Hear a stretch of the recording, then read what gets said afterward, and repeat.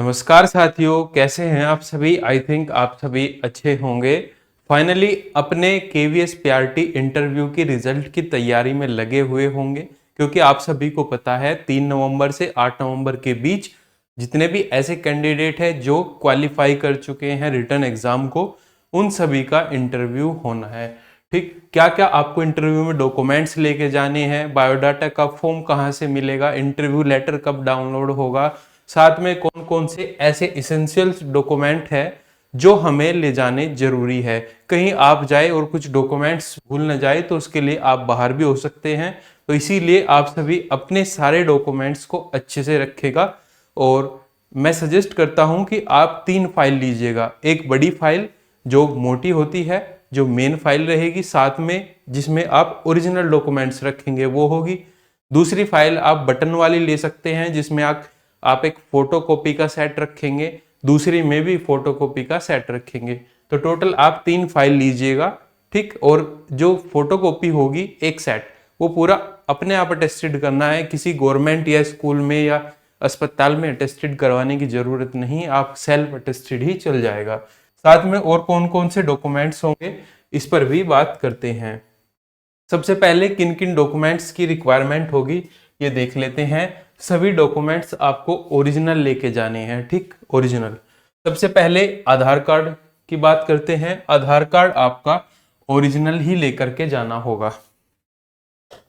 अगला जो डॉक्यूमेंट्स है वो 10th की मार्कशीट और सर्टिफिकेट। ठीक, कुछ ऐसे भी ईयर है जिसमें मार्कशीट और सर्टिफिकेट एक ही जगह आया था। सीबीएसई बोर्ड में ऐसा होता है कि जैसे 2011 में ऐसा हुआ था, 12 में भी हुआ था और 13 में भी इस तरीके से चलता है। मार्कशीट और सर्टिफिकेट एक ही दिया जाता है ओड बड़ा।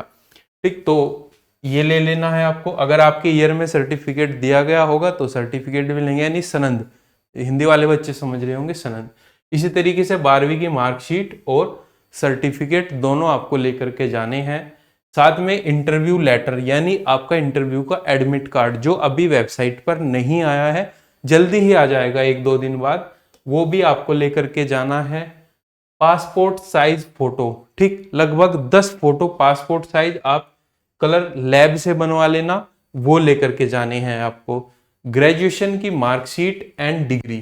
ठीक, फाइनल जो आपकी मार्कशीट होती है वो फाइनल ईयर की, और साथ में डिग्री, ये भी आपको लेकर के जाने हैं। डिग्री आपकी मिलती है यूनिवर्सिटी से, जिसने नहीं मंगाई हो वो प्रोविजनल डिग्री भी मंगा सकते हैं अपनी यूनिवर्सिटी में एक बार कांटेक्ट करके। साथ में डीएलएड की मार्कशीट और डिप्लोमा।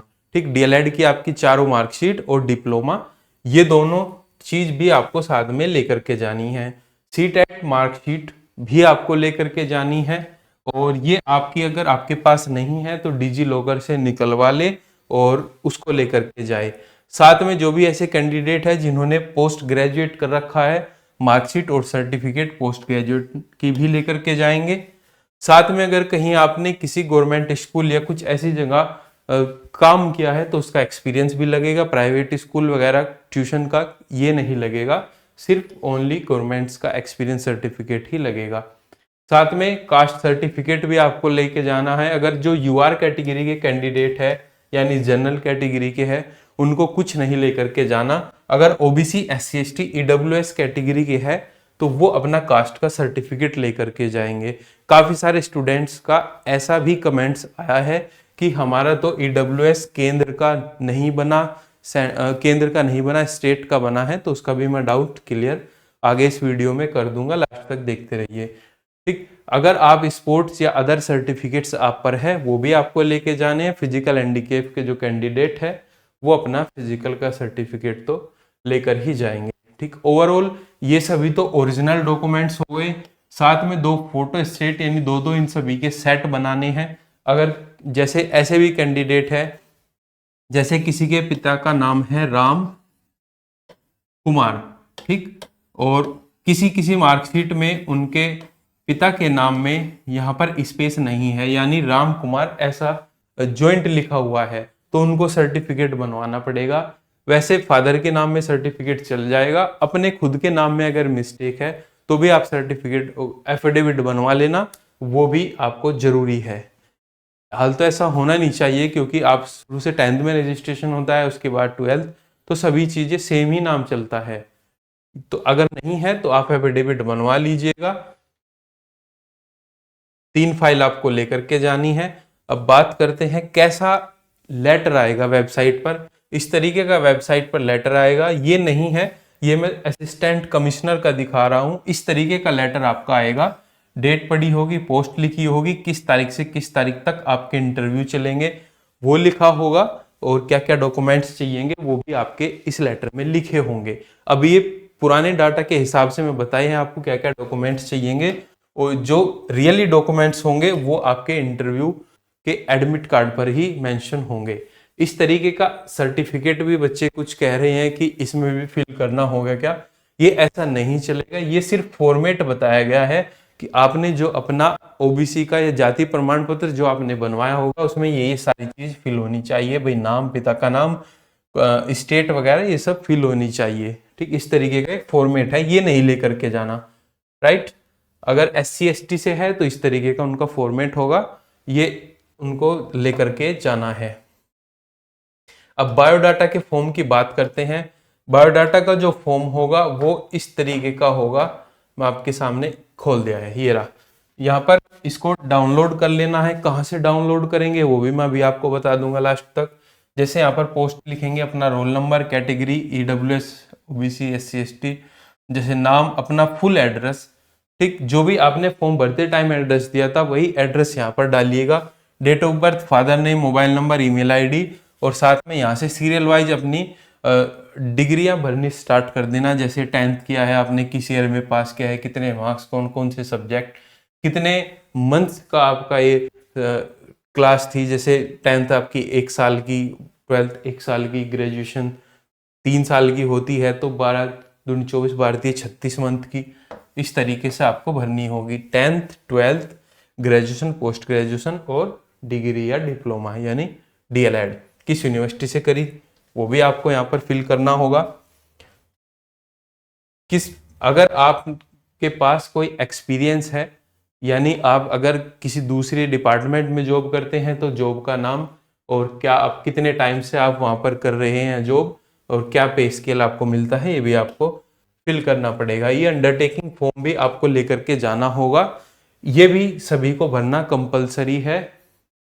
जैसे करवाएंगे कि भाई हमें पूरे इंडिया में कहीं भी पोस्ट दे दी जाए तो हम करने के लिए तैयार है। तो ये इस तरीके का अंडरटेकिंग फॉर्म भी आपका भरवाया जाता है। अगर आपका भी कोई कमेंट बचता है तो आप वीडियो के कमेंट बॉक्स में बताइएगा। सबसे पहले चलते हैं हम ऑफिशियल वेबसाइट पर। जैसे KVS की ये ऑफिशियल वेबसाइट है, इसमें जो नोटिस आएगा आपका अनाउंसमेंट में यहाँ पर दिख जाएगा। गूगल पर KVS सर्च करना और यहाँ अनाउंसमेंट में सबसे ऊपर ही आ जाएगा आपका इंटरव्यू लेटर डाउनलोड करने के लिए, जो अभी नहीं आया है। ठीक, उसमें ही पता लग जाएगा आपको क्या क्या डॉक्यूमेंट्स की जरूरत होगी। तो यहाँ पर रेगुलर विजिट आप करते रहे, अन्यथा आप इस यूट्यूब चैनल को सब्सक्राइब कर ले, बेल आइकन प्रेस कर ले। जब भी आपका इंटरव्यू का एडमिट कार्ड आ जाएगा और तो हम वीडियो के माध्यम से आपको बता देंगे, तो आपके पास सबसे पहले इंफॉर्मेशन पहुंच जाएगी। अब बात करते हैं ये बायोडाटा का जो फॉर्म है ये कहाँ से डाउनलोड करें आप अभी। ठीक, तो यहाँ पर नीचे जाएंगे एम्प्लॉयमेंट नोटिस पर। अभी इसका इंटरनेट नहीं चल रहा है, तो अभी आपको मैं PDF प्रोवाइड करा दूंगा टेलीग्राम में। ठीक है, टेलीग्राम में आपको PDF मिल जाएगी, तो आप वहाँ से डाउनलोड करके फिल कर सकते हैं। उसको प्रिंट निकलवा लिए और लगभग अपने सभी डॉक्यूमेंट्स के 5-5 सेट आप बना करके चलिएगा। यानी बायोडाटा के तो 5 सेट आपको निकलवाने हैं, प्रिंट करवाना है और उसको हाथ से फिल करना है। राइट, अगर आप बैच लेना चाहते हैं इंटरव्यू का जो अंजलि मैम द्वारा चलाया गया है, तो हमारा व्हाट्सअप नंबर है 8534940990, जो नीचे भी चल रहा है। उस पर आप कॉल या मैसेज करके, व्हाट्सअप कॉल ओनली, ठीक, मैसेज करके इंटरव्यू की जानकारी ले सकते हैं। बाकी आपका कोई डाउट होगा तो कमेंट बॉक्स में कर दीजिएगा, उसका भी रिप्लाई आपको जल्दी मिल जाएगा। मिलते हैं नेक्स्ट अपडेट में, धन्यवाद।